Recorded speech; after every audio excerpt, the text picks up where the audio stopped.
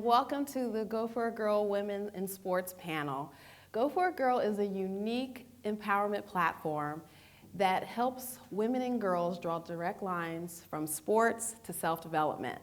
And now more than ever, it's important for girls and women everywhere to live in their own power so that we can be and see the change that we want to see in the world. And sports are a gateway to that power. So today, we're going to be having an open dialogue about how to use sports to win on and off the field with my amazing panel here. So I am Martise Moore, and I'm going to be the moderator of today's panel. I am a coach and the founder of GreenRunner and Go For a Girl, and I'm so honored to host today's spectacular panel. And so we're going to get started by introducing them. Our first panelist is Lynda Huey. Lynda has pioneered the use of athletic water rehab in the 1980s and 1990s with Olympic track and field athletes. Soon she was also working with professional tennis, basketball, baseball, hockey, and football players. She has written 6 books on the subject of water exercise and rehab, which are considered to be the foundation of aquatic exercise and rehab worldwide. She has taught her methods on 6 continents and currently runs CompletePT Pool and Land Physical Therapy in West LA. Well, okay. Okay, so thank you for joining us. Our next panelist is Stacey Yin. Stacey is the group sales team lead at the LA Clippers. And our next panelist is Kelly Dormandy. She is the Assistant Athletics Director of Sports Performance at LMU and Head Strength and Conditioning Coach for the LA Sparks. Next is India Wright. She is a story producer at NFL Network. And our final panelist is Emily Day. She has been a professional beach volleyball player for the past 10 years. During this time, Emily has represented Team USA on a global scale via the FIVB Tour, while also winning 9 AVP tournaments throughout the United States. In addition to her passion for all things volleyball, Emily shares her love of math by tutoring kids after school. So thank you all for joining us. I'm super excited about this panel. These are really amazing women. We're going to get every piece of information we can out of them. Okay, so I would like to set the stage for our discussion by first talking about Title IX. Title IX of the Education Amendments of 1972 stated that no person in the United States shall, on the basis of sex, be excluded from participation in, be denied the benefits of, or be subjected to discrimination under education program or activity receiving federal financial assistance. What that means is essentially that it gives women the same rights and opportunities as men in education and sports. So I just want to set the stage on why we're here today and why it's so important for us to get together and talk about how us amazing girls and women can truly live in our power and start to, do anything that we want, regardless of what we see on TV, which is not always us playing sports. So we want to also celebrate what we're doing and do even more of it.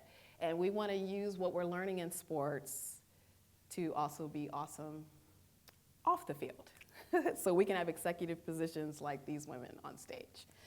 Okay, so we're going to start with Lynda because she actually competed in sports before Title IX. Again, Title IX came out in 1972. It's a part of the 14th Amendment of the Constitution, which basically tells people that you are not allowed to be discriminated against, that you have the same rights as everyone else. And so Title IX was specific to gender. So that's what we're going to be talking about today because she was an athlete before Title IX existed, and many of us take for granted the rights and abilities that we have to play whatever sport we want and do whatever we want in sports now, but we didn't always have these rights.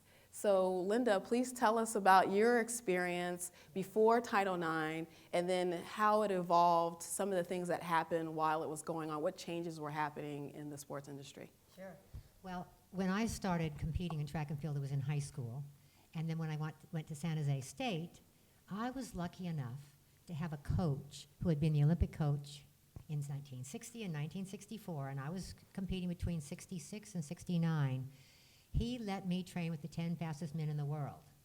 And so I got coaching at a high level with him, not because it was available to women, because he saw me there every single day, and my consistency and my passion for what I was doing opened his heart to me to let me join the guys.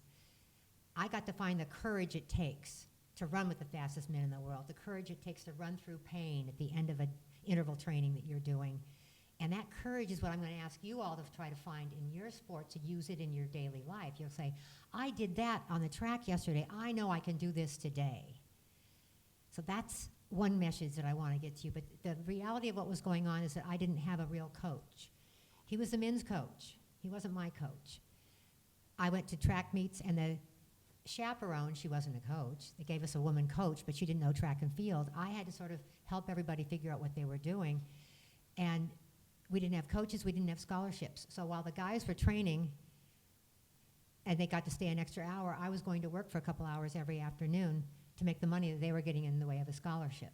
So no scholarships, no coaches. Now that's changed. If you're good enough in a sport, you can get a scholarship to any school that you can excel high enough to reach. So I would hope that all of you would take advantage of that opportunity and go for it, as Martise told us to do. Go for it, girl.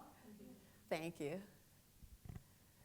All right, so we're going to now move on to asking some of the panelists about their experiences as young girls with sports. So hopefully a lot of you guys can relate to what these women have done in high school. So we're going to start with Stacey. Now, you played basketball through high school. Did you play in college?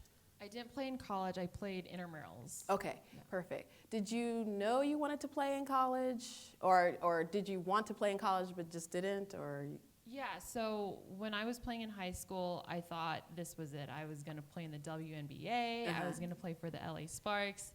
This was it. I'm putting everything into it. Obviously, that didn't happen, and that's okay. So when I got into college, I started working in intramurals, and I played intramurals. I played basketball, volleyball, flag football with the boys in intramurals, and it was really fun. And I found a couple mentors who showed me a couple of websites where I can apply to jobs in sports. And I never thought that that was even a possibility. So when you're watching sports, you think about the team that's on the court or on the field, and you think that's it. But there's actually a whole business operations side to a sports team. There's ticket sales, there's sponsorship, there's an HR department, there's finance and partnerships and marketing and all of that. So when I got into college, I got an education. Again, didn't think that, working in the sports industry was a possible career for me unless you were an athlete or you can actually, be a player. And I started applying to internships, applied to jobs, and it led me here. Great. So when you were playing in high school and it became apparent that you were not going to play, officially for your school in college, did you still continue to play sports throughout high school? Did you play basketball your entire time in high school? I did. And, it's competitive because everyone out there wants the same thing as you, whatever that is. So whether it's playing in college, playing professionally, there's so many people that want that same position or job as you. So yes, it was really tough, but I continued to play because I loved it. I loved being part of a team. I loved being part of the community. So I kept with it. All right, great. Okay, Kelly, tell us about your childhood experiences with sports. Were you on any teams? I grew up playing soccer, basketball, and running track in high school. I started strength training when I was 14 years old. After I blew out my knee in a slide tackle in a soccer game. And I was vying to make the varsity soccer team the following fall, and my father made a comment to me that I'd hate to see you not make the varsity team. And so that kind of fueled me. And so I went to a trainer and got fit enough, got strong enough, made the team, and then went on and pursued playing soccer in college. And was fortunate enough to get scholarship to play and to supplement my degree and so forth. And of course, at the time, the dream was, I'm going to be a professional soccer player. Oh, okay. I wanted to be a professional athlete. If there's anything that I would rather do than what I'm doing now, and what I do I love, would be to be a professional athlete. But then, within a split second, I got blasted in the temple, went down with a concussion, suffered a partially slipped disc, C5, C6, and my soccer career was over in an instant. So after that moment, I never stepped back on the field. I never played a team sport ever again. But at the time, I was heartbroken, but realized later it was a blessing in disguise. And it led me to where I'm supposed to be. Right. And so with that, I realized, well, I love strength training. If I can't be an athlete, well, the next best thing is to train athletes. Right. So then I went on. I was getting a business degree, and I knew I needed to go pursue a master's degree. So I pursued a master's degree in exercise science, and then it's taken off. And now I train collegiate and professional athletes to be the best version of themselves, to help them live out their dreams as athletes. But at the end of the day, the vast majority of athletes that I work with at the college sector, they're not going to be. So teaching them the skills necessary to pursue other avenues in life, and the lessons you learn in sport, and the skills you can take to pursue whatever it's going to be after sports. That's wonderful. Can you expand on your desire to play professional sports? Because most girls, that's usually not our dream. Like for a lot of boys, it's instilled in them from wee high.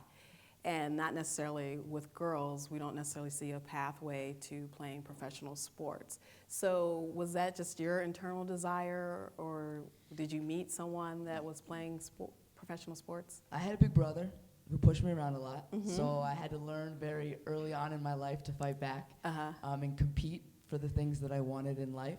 My father was one of my soccer coaches, and my parents had been involved. But I grew up on the campus of a boarding school, and my father actually coached volleyball. So I was around athletes a lot, male and female. So from that point, it just kind of took off in my competitive spirit and learning as much as I could. And I realized it was something I was good at and gave me a lot of confidence when it came to building friendships and relationships in high school and so on and so forth. So I was determined. Like, there was no other option. I was going to be a professional athlete. Nice. And so then when things happened, I was heartbroken at first, but it wasn't meant to be. Did you have someone that you idolized and that played professional sports in soccer? I think the U.S. women's national team, that was the Brandy Chastain year, the 99ers. I remember watching that on television. Okay, does everybody know who Brandy Chastain is? Who is she? She plays soccer. Yeah, and what is she famous for? I've heard of her name. I'm not. So she was famous for taking her shirt off after they won. After they won, was it the World Cup? World Cup, yeah. She made, yep. So she made sports bras cool, guys. Yeah, she was on the cover of Sports Illustrated for that, for sure. Yeah. So that group, for sure, in part molded me, but I also grew up on the East Coast. I grew up in Connecticut, so I'm a diehard UConn women's basketball fan. Oh, nice. So following that along the way, and just seeing the players that have come out and evolved and gone on to play professional basketball. Okay, well, let's move on to India. Please tell us about your childhood experiences with sports. Did you play on any teams? I did track and field, and I actually did competitive cheerleading, which I think was fun to do both types of sports because competitive cheerleading has a stigma, but it was super competitive. You had to be very, very athletic, and it was cool to be able to show your femininity and your power through a competitive sport, actually like cheerleading. But I got into cheerleading because I wanted to be as close to the football field as I possibly could, and obviously I actually grew up wanting to be the first woman football player to play with men. And my mom was like, good luck, because I was like this big, and she's like, you're going to get crushed. And I was determined. And then I started to get older and realized, not that I couldn't do it, but that I just wanted something else. And I realized, though, what sports gave people and gave myself, and I loved being around the team camaraderie. It gave me confidence when I was, whether it was cheerleading or track and field, just being around a team and creating those bonds and those connections and stuff really empowered me to also figure out what I wanted for myself, seeing what other women were into and what they wanted to do. And so cheerleading and track and field, but I mean, I did it really to be as close to the football field as possible, to be as on the basketball court, you know, as close to the action as possible, because I love sports and I loved truly the energy that it gave, and also just the team camaraderie, whether win or loss. You had a support system, and I think growing up it's so important to have a support system, and sometimes it's not, maybe it's your family, sometimes maybe it's not your family, and what team and teammates and coaches and good mentors can give you, they really do shape who you become. And I was very, very fortunate in high school and even growing up to have great coaches and great mentors and people, and women really, they were all women actually, that really believed in my strengths and tried to bring them out in me. And so I was always very, very fortunate to have great women and great mentors do that. And people always ask, because I love sports and I'm in sports, you know, for my career, oh, like I must have, did I grow up watching football with my dad? You know, everyone assumes that I played with my brothers. And the funny thing is I grew up with a single mom. My dad wasn't around. So it's like I learned sports through my mother and through a single mom, and I had 3 sisters, and it's like we would run out and play football in the backyard. And so it's unheard of, you know, when it's like, oh, that I didn't have a dad, and I learned sports through my mom, who obviously never played football, and I love football, you know. And I think that having a role model that was a woman that empowered me to do whatever I wanted to do, whether it was be super girly or super tomboy, whatever I wanted, I was fully supported to own whatever type of young girl and woman I wanted to be. And I had that at home with my mom, and I had that in school too, and I had that through sports, so it was really cool to have that opportunity. Nice, thank you. Okay, Emily. Hi. Well, we know you had a lot of childhood experiences in sports because you Yeah. are a professional volleyball player. So tell us about your experiences. Like, when did you know you wanted to become a professional and that you could be? And did you always just play volleyball, or did you play other sports? Yeah, so I grew up playing a ton of sports. I did soccer, basketball, short time on the softball field, gymnastics, and of course volleyball. And I really actually grew up loving soccer, and I played it all through high school. In high school, I was introduced to volleyball and started playing that, and I started to grow a little bit taller, which helped on the volleyball court. And surprisingly helped on the soccer field, because all of a sudden I was like the target for corner kicks and headers. It was like, get it to Emily's head. So yeah, throughout, I loved playing in high school though, like representing my school. And I didn't really know I could play in college until I was about like late sophomore year. And I was lucky enough to get recruited by LMU and played there. And I remember on my recruiting trip, my college coach asked me, oh, do you want to play volleyball after college? And all I knew was the Olympic team, the indoor Olympic team. And I knew I probably wasn't that caliber. And I was like, I don't know, like I'll work hard. We'll see what that gets me. And he told me about the opportunity to play in Europe. So Europe holds a ton of different professional leagues, and you can go out there and live in another country and play for that team. And once I learned about that, I was all in. And then I got introduced to beach volleyball while in college. And so I was juggling both sports, and I loved both. And I was very lucky to have done well on the beach, and I started to really focus on that after I played in Europe for 2 years indoor. I decided to stick with beach volleyball, and that's what I do now. Okay, great. Well, we're going to definitely follow up on that. All right, so let's go back to India. And you are a story producer at NFL Network. So NFL, obviously, men. But you're there doing your football thing. And I'm sure there's lots of things about what you do that you love. You already told us how you just wanted to be around football, and then now you're living your dream by literally working around football. So tell us some things that you love about your career, like what you're doing now. Well, like you said, I'm a story producer, and people probably wonder what that is. So I go out and I do the stories, so the human interest backstories on football players and the coaches, but also the things that matter to these organizations and these athletes. So what I love about what I do is that it's storytelling. It's telling someone's story, and everyone has a story, and everyone's story has power to have impact and influence. And so for me, being at the NFL, and before that I was with the Dodgers and then the Lakers, and they're all male-dominated sports, all the stories that I was asked or assigned to do were, of course, on the players and athletes and coaches, and they were all males. And so I've been doing it for 6 years, and every story I've done has been, the focus has been on a male. I've obviously interviewed plenty of women, but the sole story has always been centered around a man. And as a woman, that's all I knew, to be honest, for the last 5-6 years of what I was doing. And this year, actually, we have a push for women in football content. And I started to spearhead that, and what that is telling women's stories through football. And as some of you know, there are women football coaches that are happening. There are women actually playing football with men. And there's women, the head of NFL security is a woman. And so this season we have pushed to do women in football stories. And I just did one on the first woman to earn a football college scholarship. That's not a kicker, she's a defensive back. And it's pretty wild. She had ovarian cancer, she was in foster care, and she has a crazy story.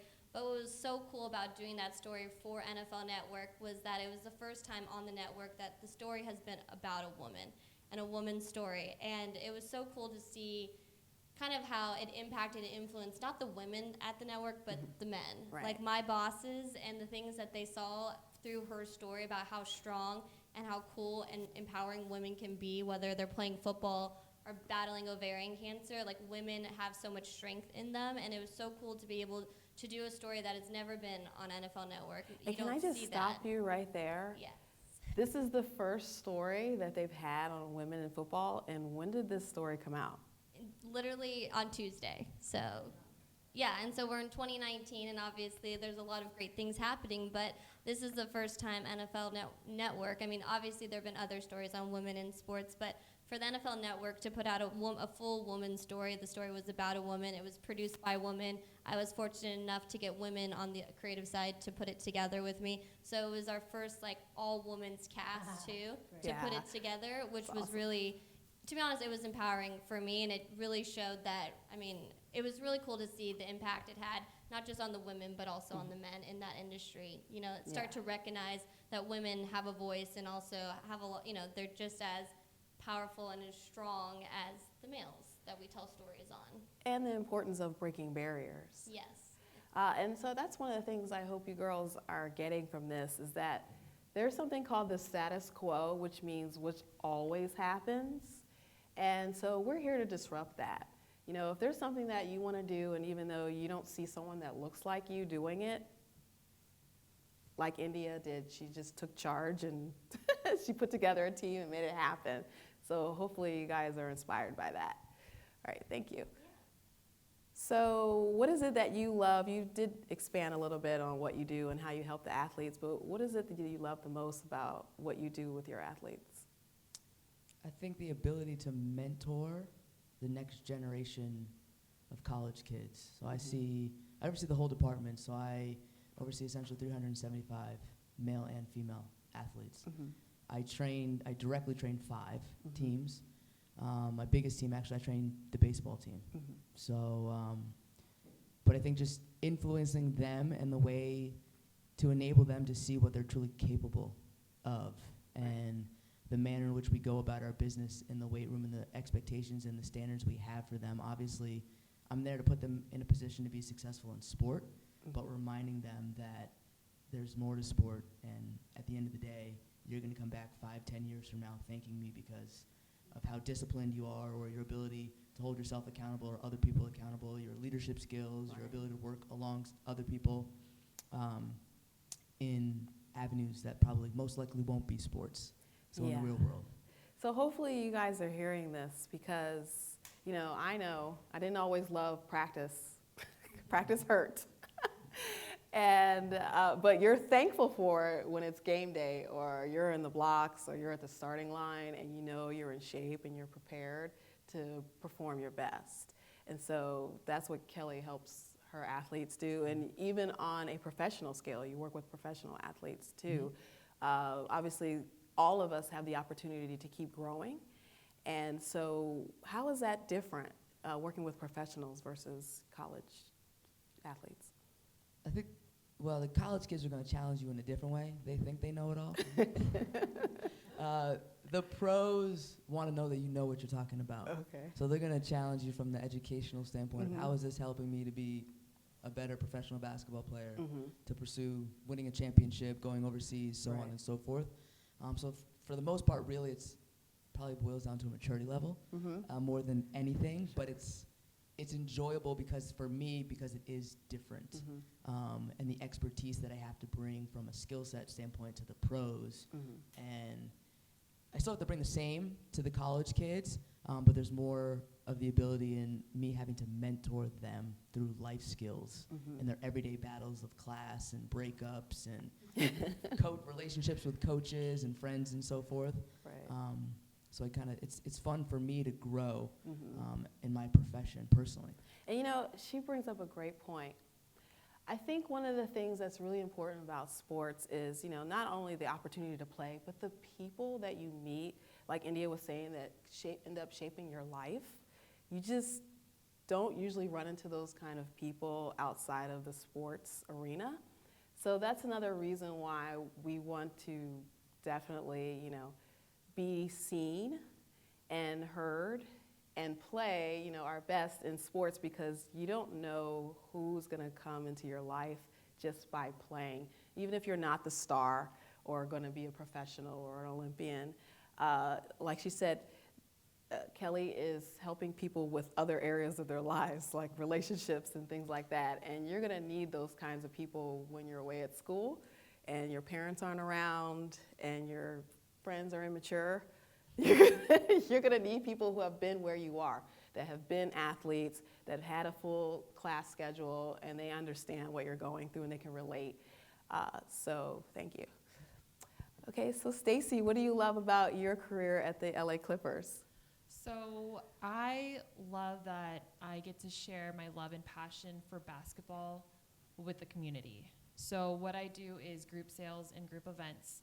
And so I work with a ton of schools, a lot of corporate groups, a lot of youth basketball teams, youth sports leagues, high school teams, and I plan events for them. So what they get to do is obviously they come to a Clippers game, but they also get to, I take them down to the tunnel and they get to high five the players as they're coming out. Oh, nice. They actually get to come in early and watch pregame warm-ups before doors open to the general public. So it's really being in that intimate setting with the players, watching them shoot around, warm up, and see how they practice.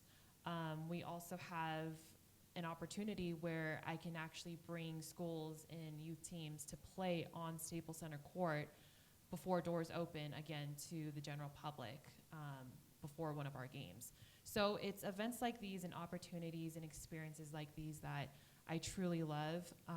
Yes, my job is to sell tickets, but it's really just bringing everyone together. I was just talking to Lynda earlier about how the NBA has just spread globally. You know, I've got groups coming from China, from Australia, from Italy, from France, you know, and they're all so interested in basketball in the NBA, and so they're all coming in and really wanting to, you know, experience a basketball game. And I'm really fortunate and lucky that I get to provide these memorable experiences and opportunities for them.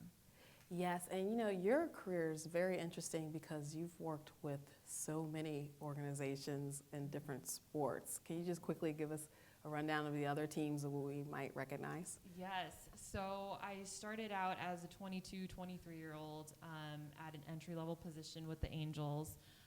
Then I moved my whole life. I had never, you know, moved out of Southern California, and I, you know, packed up my stuff and I moved to New Orleans to work for the Saints and the Pelicans.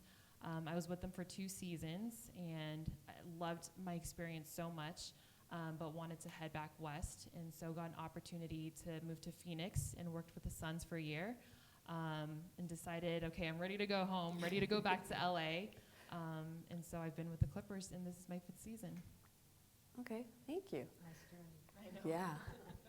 All right, Lynda, so tell us about what you love about being a physical therapist.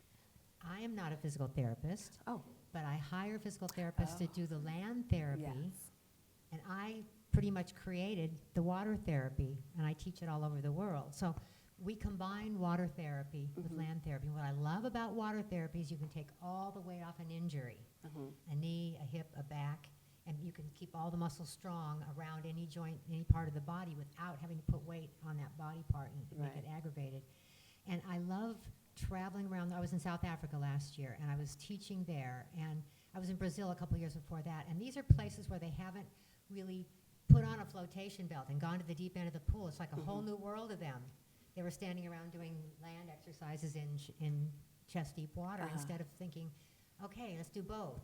We have the running and jumping in the shallow end. Let's go do the deep water stuff and take the weight So off. can you elaborate for us who don't understand exactly why someone would come to your facility?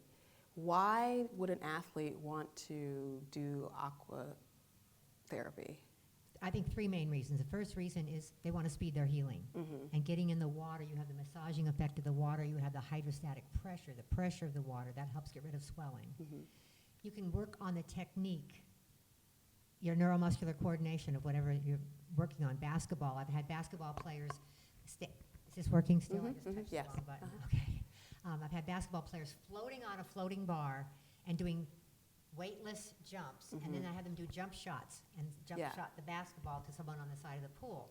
I have had professional tennis players bring their old, I say, make sure it's an old racket you don't like very much because we're going to ruin it. Right. Bring it in the water, have them do backhands and forehands, practice whatever their soccer players are practicing their kicking, maybe with the resistance piece around the ankle. They can keep the neuromuscular coordination. They don't have the impact. They aren't going to traumatize that injury again. Yeah, so to make it clear, so when you guys get injuries, it doesn't mean sit on the couch and watch Netflix.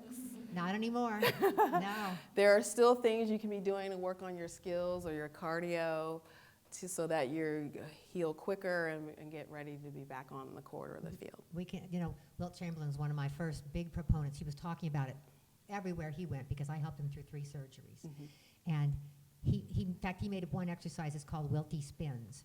He said, if you use this exercise, you got to name it after me. So I did. And he was recovering from a high tibial osteotomy. They don't do that surgery anymore. It was an old school surgery in the 1980s. What is that? You're taking a piece of bone out to try to change the forces on the knees. And now they do a partial knee replacement. Okay. But that's what they did. They didn't have partial knee replacements yet.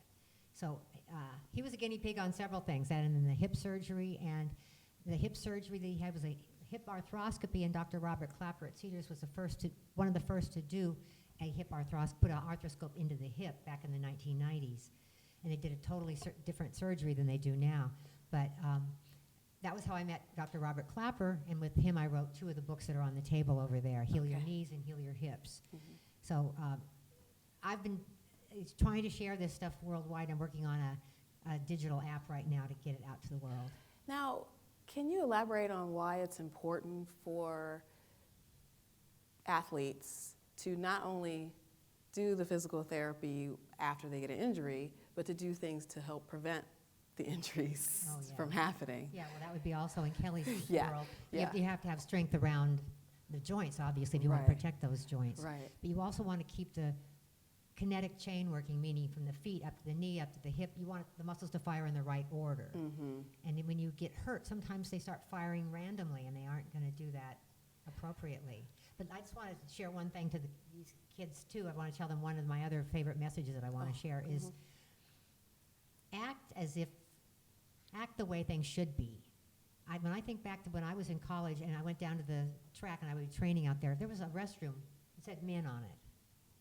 There was nothing for the women. So I would say, you guys got to share if there's only one. I did the same thing at UCLA. UCLA had one restroom and it said men on it. And I would come with a piece of paper and put restroom over that every time I went there. Today it says restroom. Oh, nice. So you have to act as the way you want things to be. Yeah, trailblazer here, ladies. And there was also a class when I was in college. It was called Prevention of Athletic Injuries and Taping. That's what the class was. It was only for the men.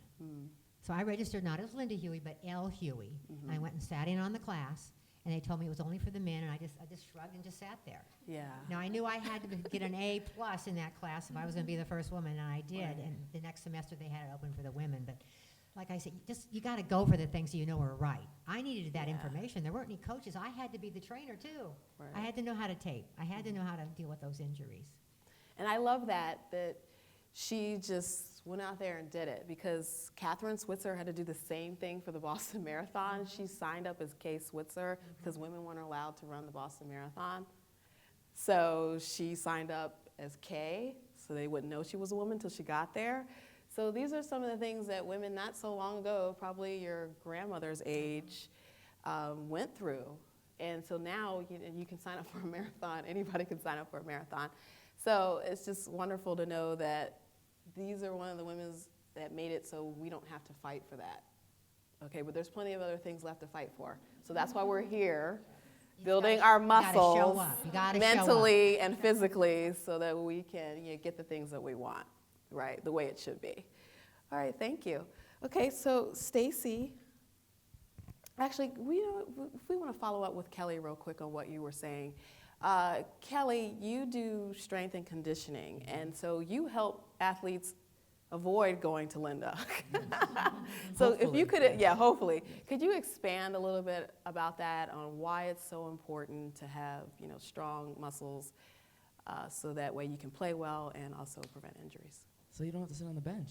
Nobody wants, all these athletes want to play. And at the end of the day, when it boils down to the amount of time you actually spend on the court or the field, the amount of time you put into training is going to trump that.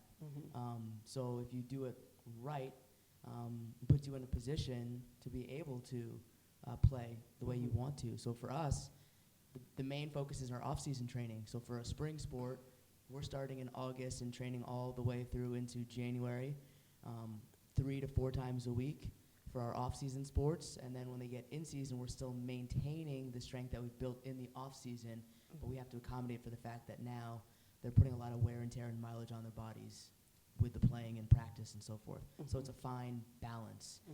It's a matter of figuring out and determining from a sports specificity standpoint what's needed. With basketball or soccer, you're looking at the knees and preventing ACL injuries. With an overhead sport, a beach volleyball, baseball, you're looking at shoulder. But as was spoken about before, it's the kinetic linking and the chain. It all connects through your core. So just making sure that our athletes... Can you say that again? Everything connects through your core, and core is not abs. Okay? So the planks, the glute bridges, the side planks, the rotational power, connecting and linking the shoulders through the torso to the hips, and making sure it's really strong and stable. So just giving our athletes a balance of the things that they need to help prevent injuries in the long term. Okay, thank you. All right, so India, if you could talk to us, as you work for a sport or in a sport where it is definitely predominantly male. So let's just talk about working in a predominantly male industry. What's that like, and what are some of the opportunities for women? What are things that girls this age could be doing to prepare themselves to be in industries that may be predominantly male? Yeah, so I've also worked for a lot of different sports. So I started out of college, I worked for the Los Angeles Dodgers and then the Los Angeles Lakers before ending up at the NFL. And so I got my start in the industry in Los Angeles, which is the second market in the country. And so there's a lot of pressure around you more so than ever. And so there was always every press box I went into. I was going into the locker room, interviewing the men. I was one of the few women that were going in there. And I'll be honest, there's so many more eyes on you because you're a woman than there are on the men. And whether you like it or not, that is just the case.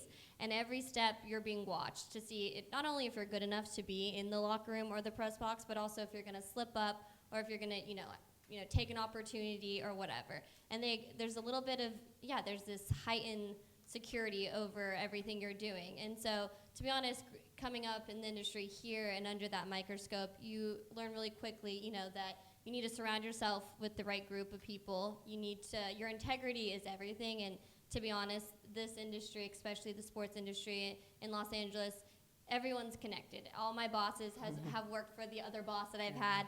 And at the end of the day, it is your reputation that will continue to help you grow in your career. And so always knowing who you are and making sure that you hold yourself to a high standard, you know, because you're not doing it for anyone else, but people can see the people that have the good integrity and carry themselves the right way. And they want to see you kind of slip up. So you got to take accountability for yourself, because you're the only one that can take accountability for yourself.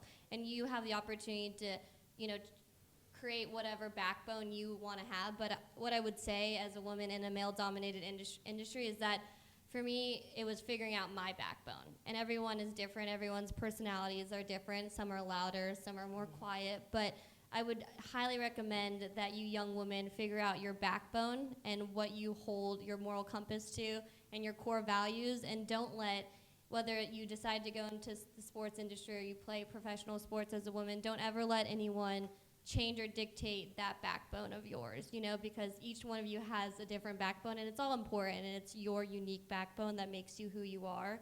And just to go back to that story about that woman football player that I just did, we called it unapologetic, and it was really important for me to call it unapologetic because I feel like in the past, women are quick to apologize for maybe just even for being in the room with men, you know, or when we say something that was not taken the right way, we're like, oh, sorry. And I think we're in a new wave, and I would hope the next young women coming up that you guys no longer feel the need to apologize for being the fastest woman or beating out the men or being stronger or more powerful. Like, no longer do we need to apologize for the places you are at and the places you guys are gonna go as women, whether there's males around or women around. Always be, you know, sincere to yourself and never apologize for being the bad ASSs that you are. So yeah, I mean, yeah, that was kind of coming up in this industry. There was, you know, men can make you feel that you don't deserve to be there.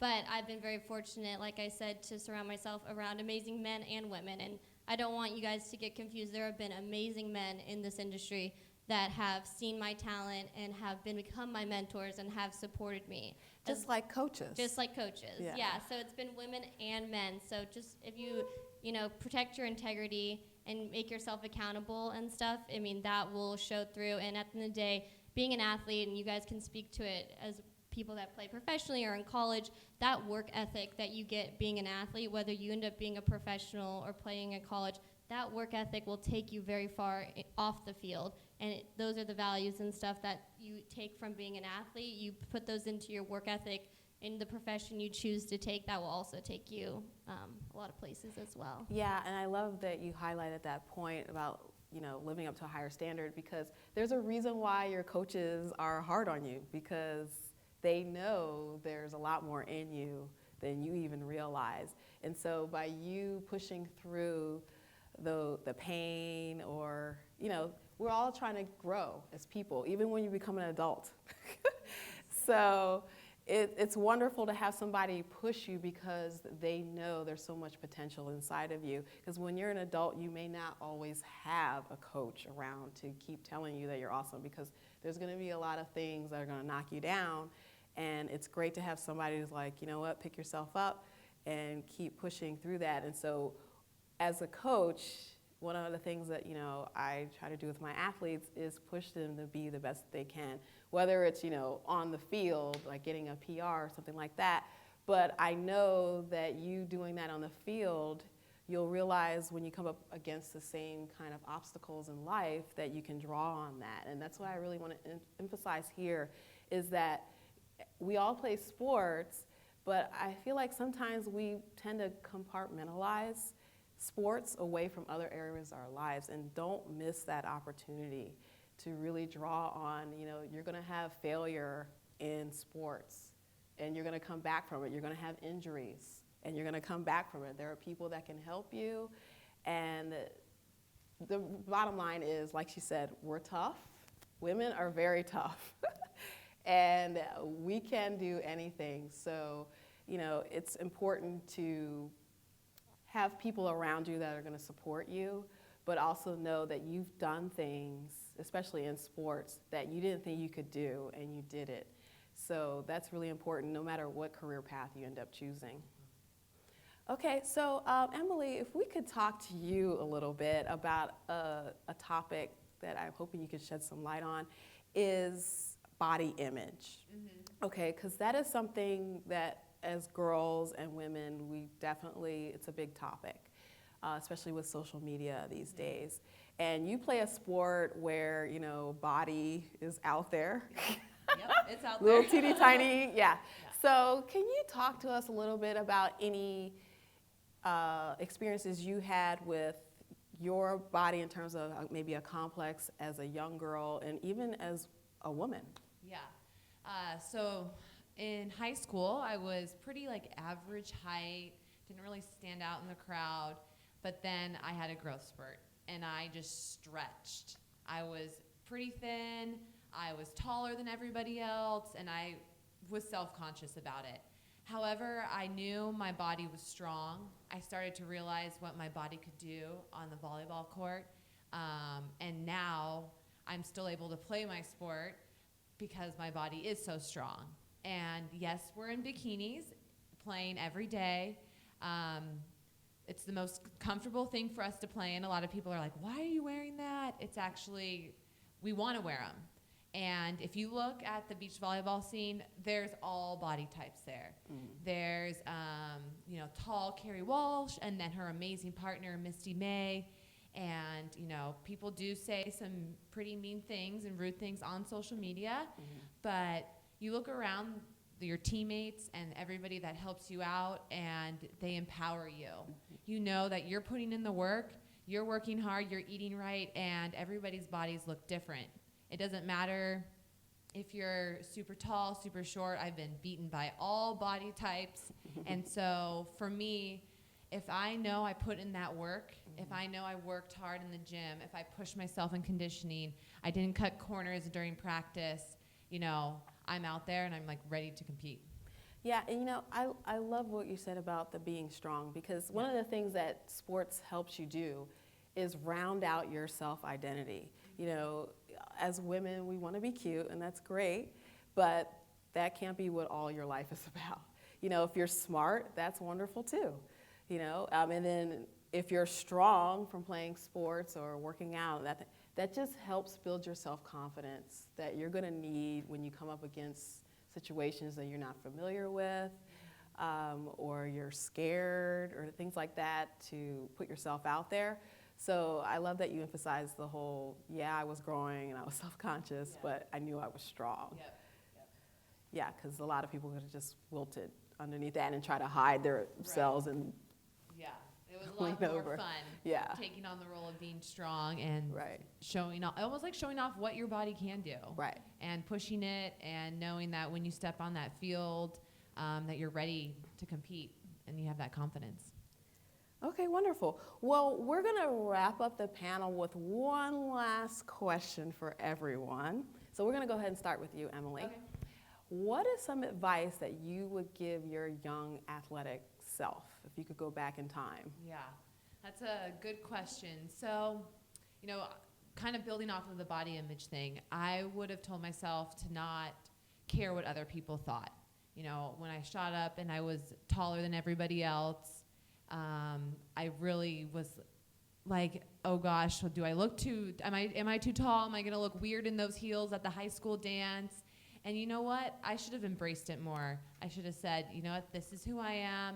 I'm a bomb volleyball player, or could have been basketball player, soccer player, and I can do whatever I want to do. And so I would have cared a lot less about what others thought, and I would have just done more me. That's beautiful. Thank you. India? Well, to the same token, and I think that's what it's like being young growing up, and maybe even more so with social media, is that I would have told my younger self, don't apologize for the things that made me me. I always feel like, I couldn't be when I was doing sports, I couldn't be girly on top of it. There's these preconceived notions that society had told me when I was little, and so I tried to hide certain things about myself rather than embrace them when I was little. And I would definitely tell my younger self to lean into those things that made me unique and different, because those are some of the reasons why I've gotten to where I've gone, is because I've leaned into the things that made me unique and that we're different than other women and people. Thank you. To piggyback, I would say for me it was, or would be, don't live up to the standards and expectations of what other people think you should be. Live up to your own standards and expectations for yourself and what you want to be. Beautiful. I would have told myself to find my voice. So, you know, I had coaches in high school and in middle school that really, really broke me down. And, you know, looking back, I am disappointed that I couldn't, you know, have the courage and to have that bravery to stand up for myself or stick up for myself and tell them how I felt. And I feel like that is what has, you know, kind of hindered me being able to play in college. So I finished high school and I absolutely loved it, had a great experience, but I really wish that I had found my voice, you know, just to, you know, be that individual, no matter what anyone says, whatever, you know, coaches say to you, you know, just be yourself and be brave. I love that. Thank you. Well, I was at San Jose State, and during the whole time I was there, I never heard of the career of physical therapy. And yet all the state schools in the state of California offer physical therapy. So in my 4 years, I could have become a physical therapist back then. Then now it's a 7-year program. But back then, people were physical therapists with just a BS. And I just wanted to be an athlete. I didn't want to know there was anything else. I didn't want to be a trainer on the side helping us. I wanted to be the athlete. And so I didn't look ahead like you did when you got hurt and said, well, let me go do the other thing and help them until I was already out of school and go, what am I going to do now? And I didn't want to coach high school, and that's all that they wanted from people in those days. You taught high school. I go, no, I want to coach a college. I at least want to be working with some real athletes. They didn't have a program for that. So I had to go talk to people for like 2 or 3 weeks, go talk to this person and that person and talk, and I convinced them that they had to create a program for me to get my master's degree. It didn't exist yet. For me to get a degree in sports science is what it was then. Now it's exercise science or whatever. But I would have gone and become a physical therapist if I had not only known it existed, but not been so focused on having to be the athlete. You know, because I wasn't going to be that athlete out there on the Olympic Games, on the stadium, until I worked for NBC in Seoul, and I was working with Bud Greenspan, the man who made all the films for track and field about the Olympic Games. And I was sitting there beside him at the finish line, and Florence Griffith Joyner came across winning her gold medal, and I thought, okay, this is it. I finally finished that arc of my career. I don't have to be around track and field anymore. And I moved on to physical therapy because I was helping them in the pool, and one thing leads to another. Follow what opportunities show up for you, too. Keep your eyes open. Opportunities show up. All of a sudden, somebody's hurt, and they're coming to me for help because I have a pool at the clinic where I'm working. And the doctor says to me, you were a track coach, you were an athlete, figure out what to do with all these athletes. Right. And so I did. There was a great opportunity. That's how the arc of my career went. So you don't have to have it all planned out. Follow what makes you happy when you go home afterwards. You go, I really enjoyed that today. I like that. And when it stops making you happy, find the next thing that makes you happy. But keep your eyes open for opportunities. Yeah, we're so lucky to have this spark plug here on the panel. Thank you for all the trailblazing you have done for us and will continue to do, and we'll do our part as well. I just want to thank my wonderful panel today. I think we've talked about some really important topics, and hopefully it inspires some of you girls and women to find your voice and do what you think the way things should be. So that's it. We're going to wrap up. So go for it, girl. And we'll see you next time. Can we ask them what sports they do? I'd like to know what these young ladies do. What sports Oh, yeah. do you So we can open it up to Q&A now. Okay. So do any of you girls have any questions? No? Okay, yes? For the volleyball player, how long did it take you to overhand serve? Overhand serve, it took me a little bit. I definitely started learning in middle school to underhand serve. Then it took a lot of practice to overhand serve. Yeah. Oh. Give your answer again. Okay. So I first learned how to underhand serve, and then I started to learn how to overhand serve. But it took like a month, 2 months, but you just got to keep going for it. And I know you'll get nervous during that match, but you got to learn how to do it during the when your heart starts beating so loud. Just push through, deep breath. You got it. Just remember all those practice. Great question. Yes. We take the microphone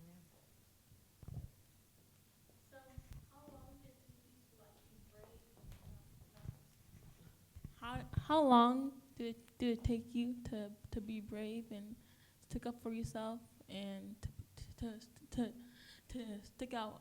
To get out of your shy corner. Is this for Emily? Yeah. Okay. It took a little bit.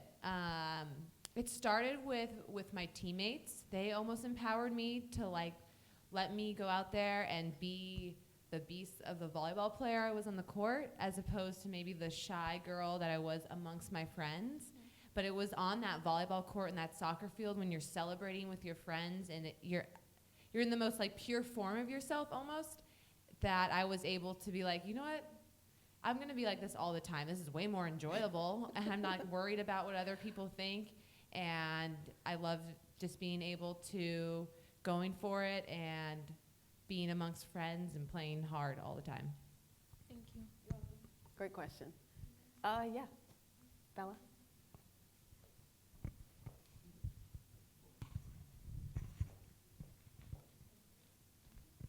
Did you ever feel like giving up or have a hard time? There are times I definitely want to give up currently. There are some tough practices. Not going to lie, I've had gone to tournaments across the world and have played not well. And you're like, why am I doing this? In college particularly, I actually had a back injury. And I really didn't know how I was going to come out of it. I didn't know if I'd be able to play again. I didn't know if I'd just be able to never jump and I could just play back row. And so through a lot of physical therapy and training, all of what everybody up here does has supported me in my sport. I was able to get through that and had great doctors and physical therapists and was able to push through, and knock on wood, my back's been great since. Great question. Yes, right here.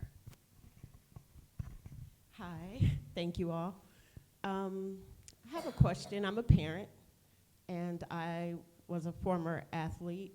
Both my daughters have been running track since they were very little.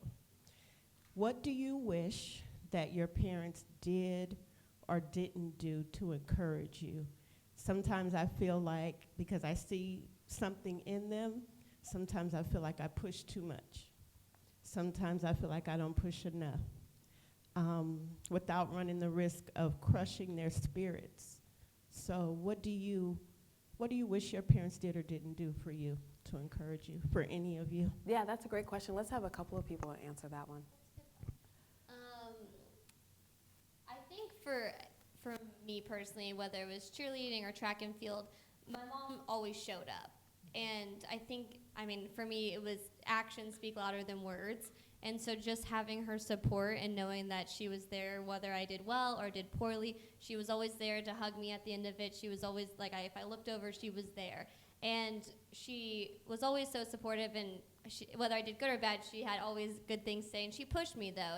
But the thing is, I think more than anything, it was just her showing up and being there that helped fuel me to do my best. And it really didn't come down to any words. I knew that I was loved, and I knew I was respected by my mom, and so that in itself to me was enough to push me to do my best on the field or whatever in life I was doing.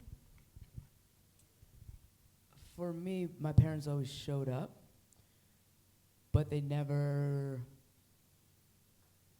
pushed me to do things the way they wanted to see me perform. So they were there and supporting me in the way that I performed. And the big thing for me, and especially as a coach now, they never got overly involved with my coaches. I think that's a big piece in letting the coach be the mentor piece. Yes, as a coach, I can attest to they're that. They're the expert. They're the expert. And if if your child wants to confide in you for something outside of the coach, they'll come to you, but they don't want to see or to feel like you're going behind their back to talk to their coach about their playing time and that sort of thing. So I think the biggest thing is supporting them and encouraging them to do what they want to do, but also knowing and stepping back and knowing when you need to stay out of the way and let them handle their own situations amongst their peers or their coaches. I love that. For me, just like them, my parents always showed up as well. And I remember thinking at the time, I always wished that they were harder on me. Now that I look back, I'm so grateful that they weren't, because it fired me up. The fact that they weren't always on me, for some reason, I found that drive and I found that fire within myself to stay competitive. And I don't know where it came from. I think it was just the support, the fact that they actually showed up and believed in me, and no matter if I had a bad game or a good game, they were always there. But them actually not being so hard on me, it actually lighted a fire within myself.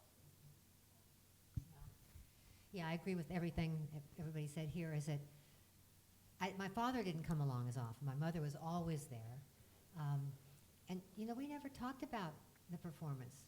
If she just was quiet on the way. If she could tell I was nervous, she'd just be quiet, let me be quiet. The individual sport of track and field and sprinting is like, it's all on me. And I didn't really have a coach of my own. I had the borrowed coach of the guys, and he wasn't there with me. And so it had to be me. It had to come from me. Yeah. And I'm just like you, I'm not sure where that burning desire came from, but boy, I was fierce, and I wanted to win, and I wanted to do everything possible. And my mother was just there. She would drive me places, too. We weren't getting transported places. We had to get there ourselves. So she would drive me wherever I had to. When Paradise burned down, I go, oh, no, there was a great track there. My mom used to drive me all the time to Paradise for the track meet out there. I'm sure the track is gone now. But I grew up in San Jose, and so we were always driving around the Bay Area. So she always, in those days, you could drive places without a lot of traffic. The presence, obviously. I think we all are unanimous on that one. Yeah, I'd like to respond to that too. My mother was always there too. She came to my games. My track meets. She didn't necessarily know what was going on, but the fact that she was there, that was important. I let my coaches do the coaching, and of course, I'm going to pay more attention to them anyway because they used to do what I was trying to do. And so as a coach now, working with parents, I definitely try to emphasize the parents being more of a cheerleader. And, if your child comes to you for some sort of specific support, then obviously jump on that. But in general, definitely let the coaches help steer the child in the way that they want to go. Because you don't want to end up having a relationship where the child is, kind of like, they don't like you because you're forcing them to do things they don't want to do. And as a parent, I know that that's part of your job, but in the sports arena, the coaches have your back. So I've actually been hired because of that very situation where the mother was like, she really needs to do these things, but I want her to like me still. So I don't care if she hates you. That's okay. And I'm like, that's great. That's perfect. It's okay if the child doesn't like the coach, but you want to have a great relationship and just let your kids know that they can come to you when they need you. I think that's really the most important part. And like Stacey said, sometimes giving them that space allows them to start having their own personal drive. Any other questions? Yes. Oh yeah. Sorry. Hi. This is a question for the entire panel, and I guess more than a response for me, it's a response for the girls. My question is, I think parents in general tend to try to communicate sort of the parallel of education and sports together and kind of identify those tools that you use in education and sports, and sometimes we may miss the mark. So I'd be interested to kind of understand where you drew that parallel, what things in sports helped you with education and vice versa. What is it, in your education that helped you with sports? So great question. I'll start. Well, you know, for me, sports was actually not my priority in school. I was all about academics. I was all about getting A's. So I was always very self-motivated in that department. And I did play sports, and, you know, I was blessed to play well. And I feel like there's definitely a way that education helped me, well, academics helped me with sports and vice versa, because I wouldn't be who I am today without both. Because like I was saying earlier, you know, it just helps round out your identity, you know, in terms of being smart, being strong in your body and confident about who you are. And that's so important, you know. So I think also, it also opened up these doors for me that probably would have never been opened if I just focused on my studies. So I think there's definitely a direct relationship between the two. So funny enough, I remember when I was probably like 9 years old, I think my aunt had asked me, what do you want to be when you grow up? And I was like, I want to go to college. And she was like, well, that's not a profession, but, you know, her head's in the right place, so that's great.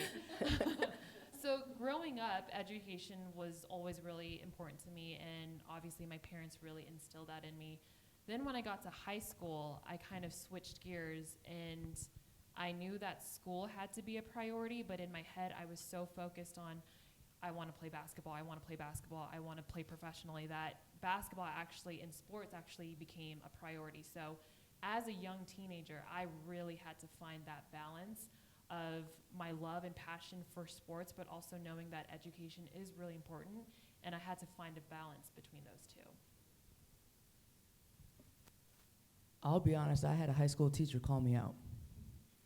Sports were overriding everything in my life in high school, and I was very privileged to go to a boarding school for high school, so I went to a very prestigious school, but just got grades, average grades, B's, whatever, that were good enough, but wasn't trying to get an A+.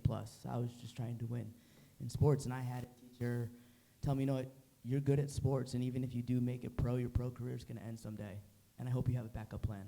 Nice. And I just kind of looked at him like, okay, like, what do you mean by that? He's like, you need to try harder in school. Nice. And it was kind of my wake-up call, and just realized, okay, you know what?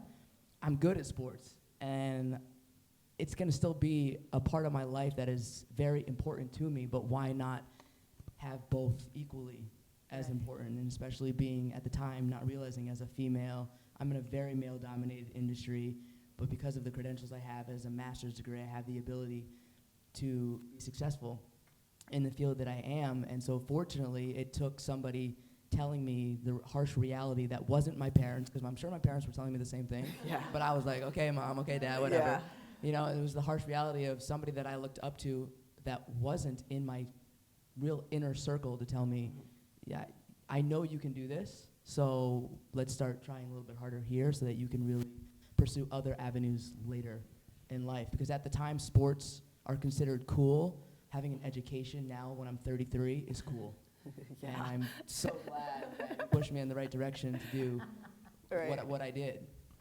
Yeah, and I love the fact that she said, well, I wanted to win in sports, but look, we want to win everywhere, ladies.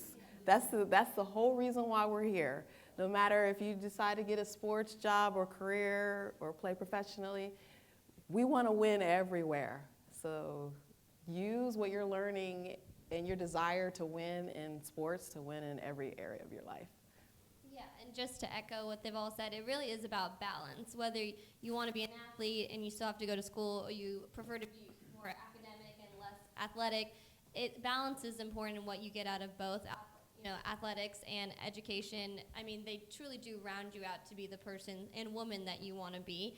And as someone, I went to USC and I had a lot of amazing athlete friends, and it was crazy actually though, because their careers didn't. Whether they ended after college or they tried to make it pro and it only lasted a year, their careers, a lot of them have ended. And what was disheartening for me is that in college especially, they gave their life to their sport. Mm-hmm. Like they couldn't get a job. They couldn't, they were, whether they had a scholarship, whatever, but there's no way they're working a part-time job and going to college and playing collegiate sports. And what was crazy is that when the time came when their career ended, whether it was after college or, you know, shortly after, you know, they went on after college, is that they really, really struggled to figure out their next step. And even at the NFL, we have a whole series called Life After Football, because that's a real thing, that this will end one day. And it's crazy to see the depression, the isolation that these athletes, that my friends have faced because the sport has ended and they didn't have something else that was equally as motivating and their passion. So I think just to that whole note is that sports are great, but they probably will end. We're not, I mean, look at Tom Brady. I mean, he's crazy, but his career will end. It will end. And to have something to fall back on that you feel equally passionate and driven in, and that usually comes from what you learn in school, you know, you find another passion. Make sure you're always cultivating a passion outside of sports, because it will become valuable at some point. You know, whether you go on to be professional or not, it's just great to have that other component that you find a lot of fuel and passion for also that's outside of sports. Great answer. I'm excited to comment about this because I was a math major in college and currently a math tutor, and I love math. So on top of playing sports, I've been tutoring high school kids after school in math. And the parallel between like the court and the discipline, I know we touched on that earlier, and the discipline in the classroom, I see it all the time. So I like to say, you know, if you're I'm getting ready for a big match, so I need to study some film and get ready to go. It's similar to like, I have a test coming up, I need to make sure I get in all my practice problems. And you can see, hey, look at, you're working hard on the field and it's paying off. If you transfer that to the classroom, it's gonna pay off. And you can turn it into a challenge, turn it into a game. See if you can beat your score on that math test or that Spanish test from the time before, because we're all athletes, we're competitive, and so I love pulling that out of my students that I see. So that's really fun for me. Great. We're just going to take 2 last questions. So, one right. Oh, but let's give it to. Okay.